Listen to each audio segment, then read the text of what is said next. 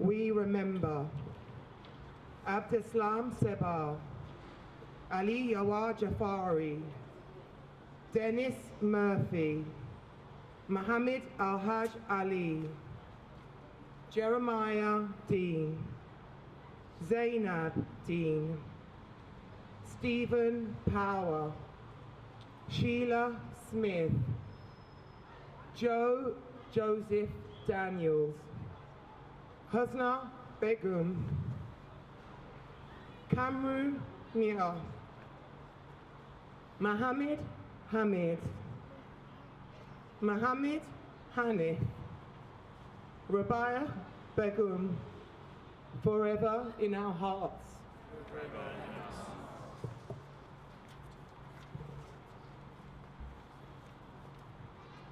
We remember Khadija Kalufi, Vincent Chijina, Fatima Habi, Sakina Afrasihabi, Isaac Paulus, Hamid Khani, Berkti Haftum, Baruch Haftum, Gary Maunders, Debbie Lampro, forever in our hearts.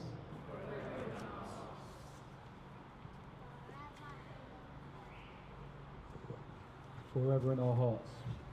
Erin Vittel, Margarine Vittel, Maria Galpilla Burton, Armel Ahmed Ahmedine, Amaya Tukin Amidan, Amin Mahad Idris, Mahmoud Taku, Victoria King, Alexander Attel, Mary Mendy, Khadija Sayer, forever in our hearts.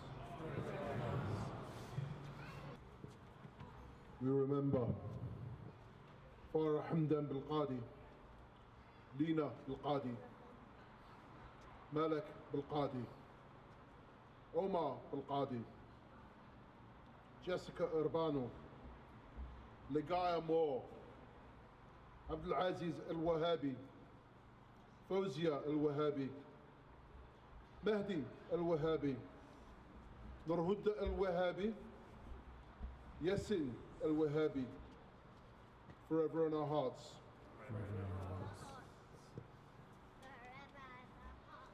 We remember Logan Gomez, Fidoz Hashim, Hashim Kadir, Nora Jamal, Yahya Hashim, Yaqub Hashim, Fatima Shakur, Marina Shakur, Nadia Shakur, Surya Shakur, Zainab Shakur, Basim Shakur, forever in our hearts.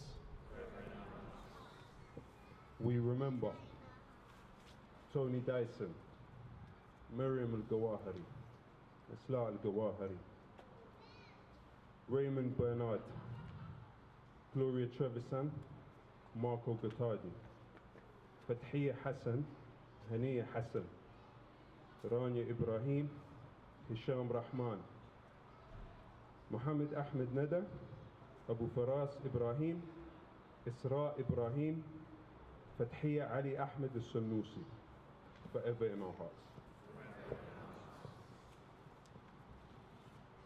Thank you, everyone. Before we make the call for justice, again, from the bottom of my heart, and on behalf of Grenfell United, Justice for Grenfell and all of the bereaved and survivors, thank you guys, genuinely. You don't understand how much it means to us that you come out here every single month, month in, month out, and the ongoing support is more than you can ever imagine. Our first speaker is from Grenfell United today, Natasha, who will say a few words about some of the ongoings over the last month, and then give you as much information as possible. So I'll pass you over to Natasha. Hello everybody, and good evening. As Zee has just said, thank you very much for coming out tonight. Obviously it's really wet and has been really bad weather this weekend, but we definitely do appreciate it every month. It's so good to see so many of you continuing to support us. In regards to what we've been up to, obviously a lot of you will have seen the Guardian article that was written Friday/Saturday in regards to the toxins that are in the soils in this particular area and the surrounding areas. Today we have written to the government and Public Health England to demand a public meeting for the community to give everybody some reassurances that there's no danger to our health. We've also demanded a separate meeting for the KAA pupils, their parents, because those children have been sent back to the school underneath the tower on the premise that there is no risk to their health. Now, we're not saying there is, however, we are demanding that they come and give us some answers. That letter has gone to the government this morning, and we await a response, and as soon as we do get one, we will let you all know on our Twitter page, on our Facebook page, and any other outlet we can get it out to you. We will also be publishing the letter that we have wrote, so you can all see what we have written. We will continue to do this fight, you know, because this is really, really important to us. Not only did 72 people lose their lives, this community is suffering, and the Guardian article, whilst it's helpful to tell us that that's what's happening behind the scenes, it's obviously given us some anxieties today and for the forthcoming weeks. We've also had a tiny success that the government will ban flammable materials.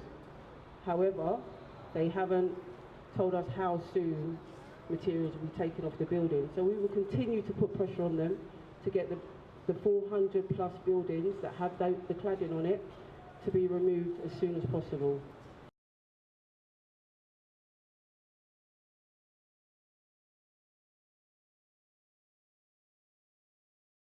Just to let you know that the tower itself will be illuminated. We are just trying to work out the finer details. It will be illuminated white.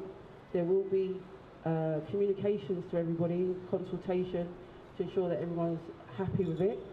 But as you can see, the tower is very dark, and if you're in the surrounding areas, especially Shepherd's Bush, you can't actually see it. It's a black hole, and that's what we feared, because we didn't want Grenfell to be forgotten. So we've applied pressure, and they've agreed that they will light the building up for a few hours every evening, and then on special occasions, anniversaries, the building itself will be lit in green. We've got that written assurance that that will happen. So there will be some communications going out very, very shortly, and this will be taking place within the next 6 to 8 weeks. Obviously, these things take time, but we will continue to put pressure on it to make it happen. We do not want Grenfell to be forgotten. But once again, I'd just like to say thank you very much for all coming out this evening, and hopefully we'll see you again next month and the month after. Thank you.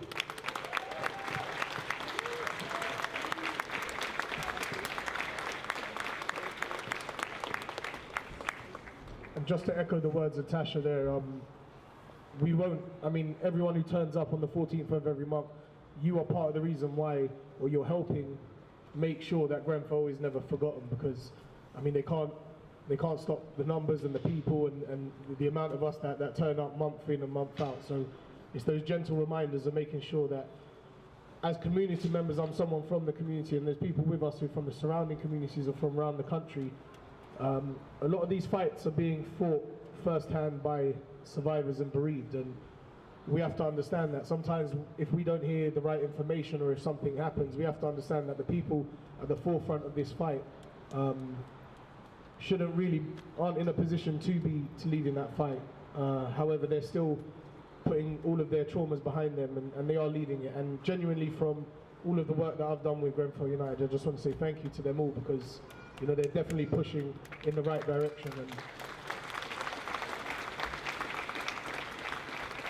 we just need to feed off their strength and make sure that, you know, we're seeing the example that they're setting for us, and make sure that we're following and making sure that we're there to support every step of the way. So they ask us to jump, we ask how high, and we keep putting the pressure on together.